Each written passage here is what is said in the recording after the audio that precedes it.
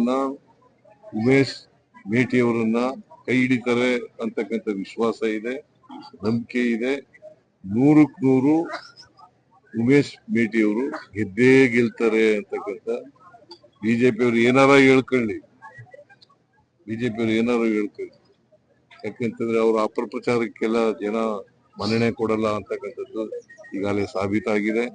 ಅದರಿಂದ ಅವ್ರು ಏನ್ ಹೇಳಿದ್ರು ಕೂಡ ಸುಳ್ಳು ಹೇಳೋದು. ಅವ್ರ ಜಾಯಮಾನ ಏನಪ್ಪಾ ಅಂತಂದ್ರೆ ಸುಳ್ಳು ಹೇಳೋದು.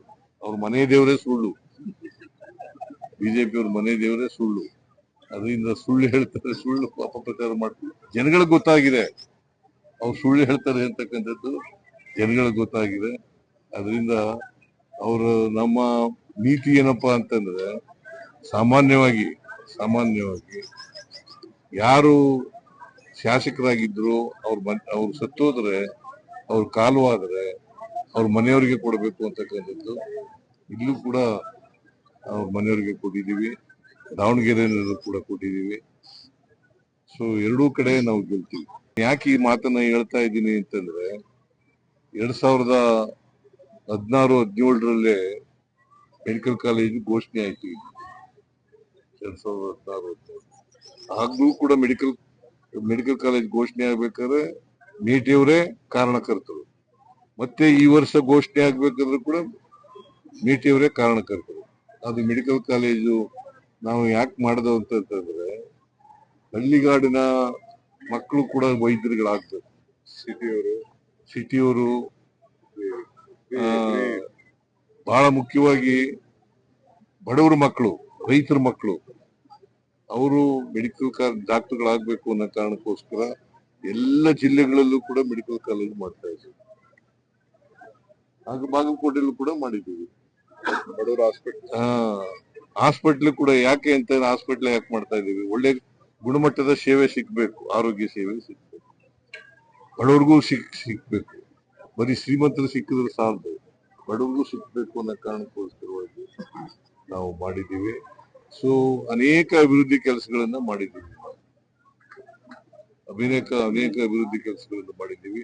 ಮೇಟಿಯವರು ಯಾವಾಗಲೂ ಕೂಡ ನಾನು ಭೇಟಿ ಮಾಡಿದಾಗ ಬಡವರ ಬಗ್ಗೆ, ದಲಿತರ ಬಗ್ಗೆ, ಹಿಂದುಳಿದವ್ರ ಬಗ್ಗೆ, ಅಲ್ಪಸಂಖ್ಯಾತರ ಬಗ್ಗೆ, ಮಹಿಳೆಯರ ಬಗ್ಗೆ, ಕಾರ್ಮಿಕರ ಬಗ್ಗೆ, ರೈತರ ಬಗ್ಗೆ ಮಾತಾಡ್ತಾ ಇದ್ರು, ಬೇರೆ ಮಾತಾಡ್ತಾ ಇದ್ರು.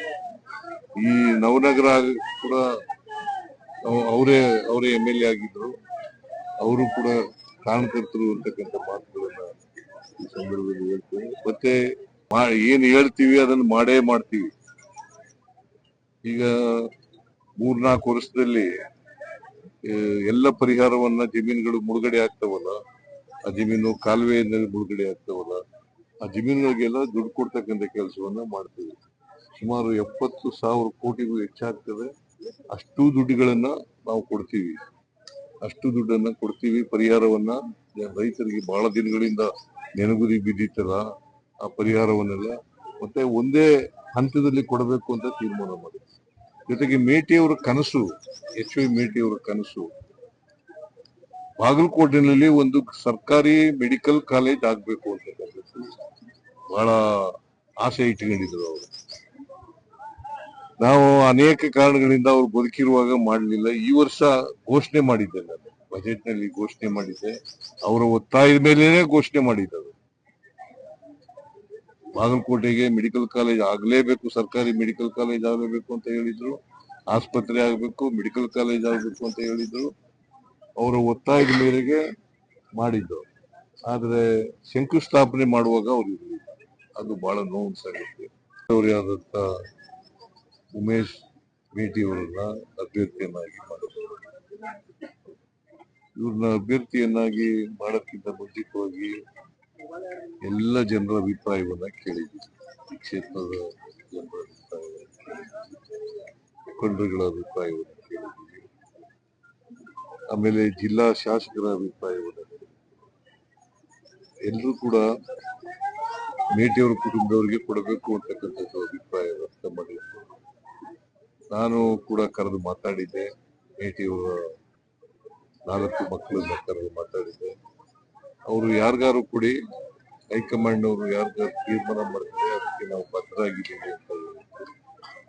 ಹಾಗಾಗಿ ಉಮೇಶ್ ಮೇಟಿ ಅವರನ್ನ ಕ್ಯಾಂಡಿಡೇಟ್ ಮಾಡಿದ್ರು. ಈಗಾಗಲೇ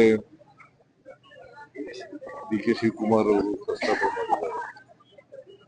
ನಾವು ನುಡಿದಂತೆ ನಡೀತಕ್ಕಂಥ ಸರ್ಕಾರ, ಏನು ಮಾತು ಜನರಿಗೆ ಕೊಟ್ಟಿದ್ದೀವಿ ಆ ಮಾತುಗಳನ್ನ ಉಳಿಸ್ಕೊಳ್ತಕ್ಕಂಥ ಕೆಲಸವನ್ನು ಈಗಾಗಲೇ ಮಾಡಿದ್ದೀವಿ. ಹಿಂದೆ 2013ರಿಂದ 2018 ಮಾಡಿದ್ದೀವಿ. ಈಗಲೂ 3 ವರ್ಷ ಆಗ್ತಾ ಇದೆ ನಾವು ಸರ್ಕಾರ ಬಂದು. 2023 ಮೇ 20ನೇ ತಾರೀಕು ಸರ್ಕಾರಕ್ಕೆ ಬಂದು ಅವತ್ತಿನಿಂದ ಇವತ್ತಿನವರೆಗೂ ಅನೇಕ ಕಾರ್ಯಕ್ರಮಗಳನ್ನು ಕೊಟ್ಟಿದ್ದೀವಿ. ಜೊತೆಗೆ ಒಂದೇ ವರ್ಷದಲ್ಲಿ ನಾವು ಏನು ಚುನಾವಣಾ ಸಂದರ್ಭದಲ್ಲಿ ಏನು ಹೇಳಿದ್ರು ಗ್ಯಾರಂಟಿ ಯೋಜನೆಗಳು, 5 ಗ್ಯಾರಂಟಿ ಯೋಜನೆ, ಅವನ್ನೆಲ್ಲರೂ ಕೂಡ ಜಾರಿ ಮಾಡಿದ್ರು. ಸಮಸ್ಯೆಗಳಾದ ಮದುವೆ, ಹಣಕಾಸು, ವ್ಯಾಪಾರ, ಗಂಡ ಹೆಂಡತಿ ಸಮಸ್ಯೆ, ಮಕ್ಕಳು ಪ್ರೀತಿಯಲ್ಲಿ ಬಿದ್ದು ಮಾತು ಕೇಳದಿದ್ದಲ್ಲಿ, ಪ್ರೀತಿಯಲ್ಲಿ ನಂಬಿ ಮೋಸ, ಪ್ರೀತಿಸಿದವರಿಂದ ತೊಂದರೆ, ಇಷ್ಟಪಟ್ಟವರು ನಿಮ್ಮಂತೆ ಆಗಲು ಮಕ್ಕಳಾಗದಿದ್ದಲ್ಲಿ, ಸಾಲದವರಿಂದ ತೊಂದರೆ, ಹಣ ತಿರುಗಿ ಬರಲು, ಗಂಡ ಬೇರೆ ಸ್ತ್ರೀ ವಶದಲ್ಲಿದ್ದರೆ, ನಿಮ್ಮ ಪತ್ನಿ ಪರಪುರುಷರ ಸಹವಾಸದಲ್ಲಿದ್ದರೆ, ಪುರುಷತ್ವ ಸಮಸ್ಯೆ, ಅತ್ತೆ ಕಾಟ ಸಮಸ್ಯೆ, ಯಾವುದೇ ಬಗೆಹರದ ಸಮಸ್ಯೆಗೆ ಕೇವಲ ಒಂದೇ ದಿನದಲ್ಲಿ ಗ್ಯಾರಂಟಿ ಪರಿಹಾರ. ಸ್ತ್ರೀಯರಿಗೆ ವಿಶೇಷ ಪರಿಹಾರ. ಎಷ್ಟೋ ಜ್ಯೋತಿಷ್ಯರಲ್ಲಿ ಕೇಳಿ ಹಣ ಕಳೆದುಕೊಂಡಲ್ಲಿ ನಮ್ಮಲ್ಲಿ ಗ್ಯಾರಂಟಿ ಪರಿಹಾರ ಸಿಗುತ್ತದೆ. ಯಾವುದೇ ಸಮಸ್ಯೆ ಇದ್ದರೂ, ಎಂತ ಕಠಿಣ ಸಮಸ್ಯೆಗಳಿದ್ದರೂ ನಿಮ್ಮ ಜಾತಕ, ಫೋಟೋ, ಹಸ್ತಮುದ್ರಿಕಾ ನೋಡಿ ಭವಿಷ್ಯ ಹೇಳಲಾಗುತ್ತದೆ. ಇನ್ನು ನಿಮ್ಮ ಜೀವನದ ಎಂತ ಸಮಸ್ಯೆಗಳಿದ್ದರೂ ನಮ್ಮಲ್ಲಿ ಪರಿಹಾರ ಇದೆ. ಕೂಡಲೇ ಕರೆ ಮಾಡಿ ಅಥವಾ ವಾಟ್ಸ್ಆಪ್ ಮಾಡಿ